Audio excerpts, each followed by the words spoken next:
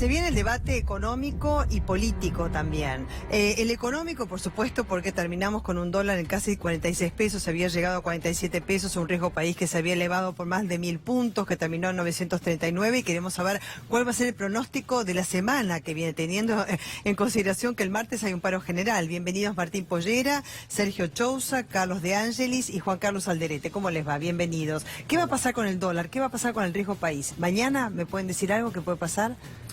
Es muy difícil pronosticar, más allá de un pronóstico específico. Lo que está teniendo la plaza cambiaria es mucha volatilidad, ¿no?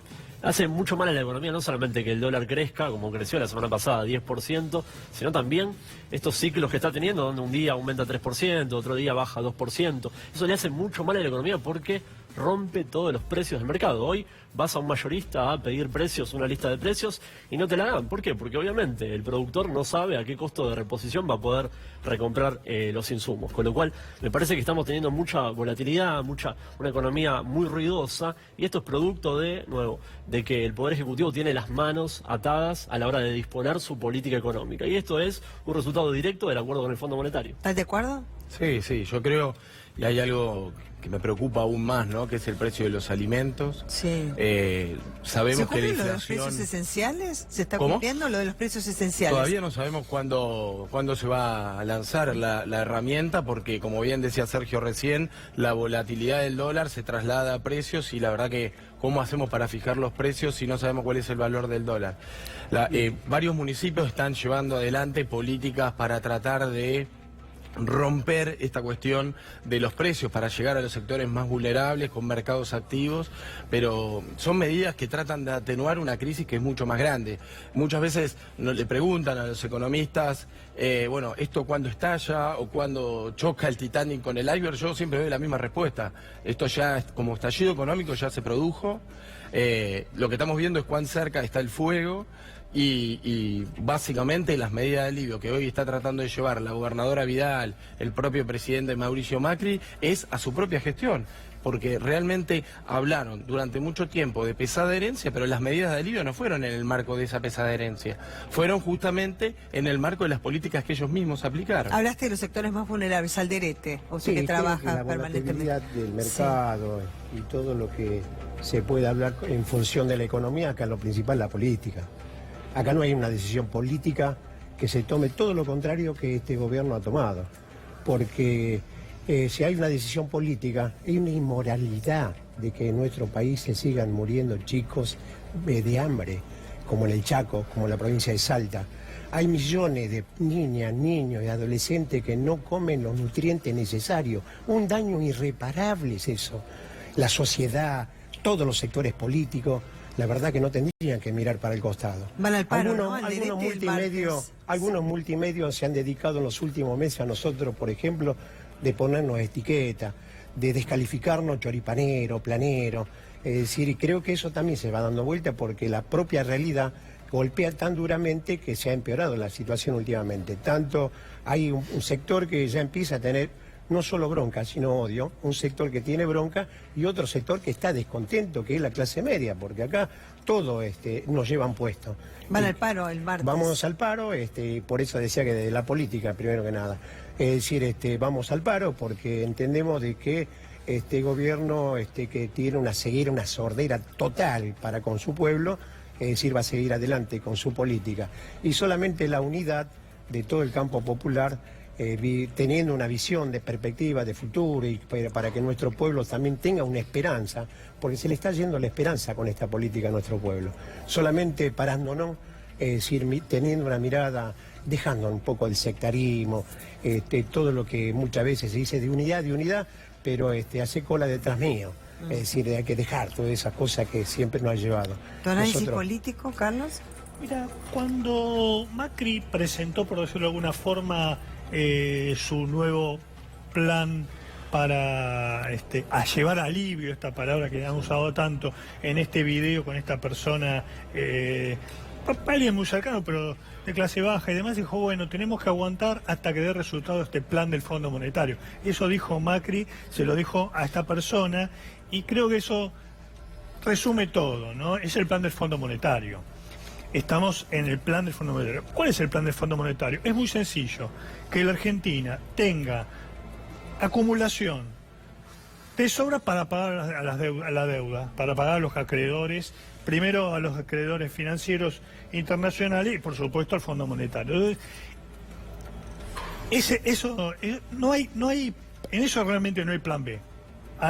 Esa es la lógica. Y me parece que este plan, este torniquete recesivo está reestructurando a la sociedad, está reestructurando, está reorganizando el sistema productivo con la quiebra generalizada de las pequeñas y medianas empresas, con la quiebra de los comercios, desde los kioscos hasta los más importantes. Y también está llevando a cambiar la sociedad argentina, donde clase media, a un profesional, donde en algún momento tenía posibilidad de acceder a algunos bienes, hoy está traspasándose a clase media baja y me imagino que la clase media baja a los sectores de pobreza. Claro, es una movilidad social, vos que sos sociólogo, descendente, se pero está hundiendo, para decirlo rápido. Sí, y escuchaba a Carlos hablar sobre el torniquete recesivo. Claro, ¿cómo no va a haber un torniquete recesivo si tenemos 72% de tasa de interés? Y esto es buscado por el Poder Ejecutivo, ¿no?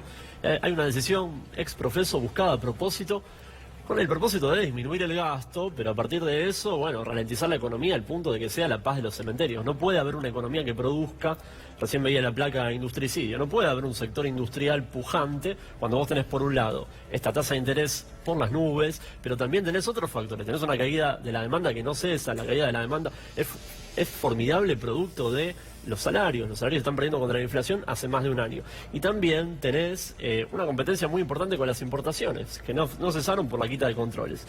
Y también tenés una inflación de costos muy importante, porque este aumento del congelamiento de tarifas solamente se aplica para el sector residencial, para el sector comercial y para la industria no. Con lo cual, hoy en día para la industria tenés una tormenta perfecta y hay que entender que esto es buscado. Esta recesión es buscada a propósito con la política pública, con el propósito de cerrar la brecha fiscal en el marco del acuerdo con el Fondo Monetario. Claro, después me van a decir qué va a pasar con el Fondo Monetario Internacional, ¿no es cierto? Porque va a haber que pagarles, hay que reestructurar la deuda y demás. Es una cosa interesante, porque en medio del proceso electoral, la sociedad está más preocupada por cómo termina el año. Claro, que por las propias elecciones. Por realmente... está más ajeno de elecciones, y vos, pero tiene influencia, claro, el voto. Que 2020 no hay cómo pagar las deudas, y la familia también tiene deuda, las familias se están deudando. A ver, contame, Alderete, ¿cómo es eso? Sí, yo le diría al fondo, porque hay un susto tremendo que dice que hay que romper con el fondo, es decir, espere, vamos a solucionar el problema grave, estructural que tenemos los argentinos, y después lo voy a hacer pasar ventanilla por ventanilla para ver qué deuda tiene el pueblo argentino, porque esa deuda vino para tapar y que sigan haciendo el negocio el sistema financiero. ¿Pues decís que hay que pagar al fondo o no, primero solucionar el problema que tenemos los argentinos. Si han hecho... ¿Reestructurarla, decís vos, o dejar de pagar? Portugal llevó esa política a cabo. Otros países no, como Grecia, y así le fue. Por lo tanto, cuando algunos se asustan, cuando uno dice... parar la inflación, solamente se puede parar la inflación defendiendo la moneda nacional y que el Banco Central sea nacional. Es decir, a partir de allí es que el Banco Central tendrá que dar créditos blandos, no pagando la deuda, esperen la deuda.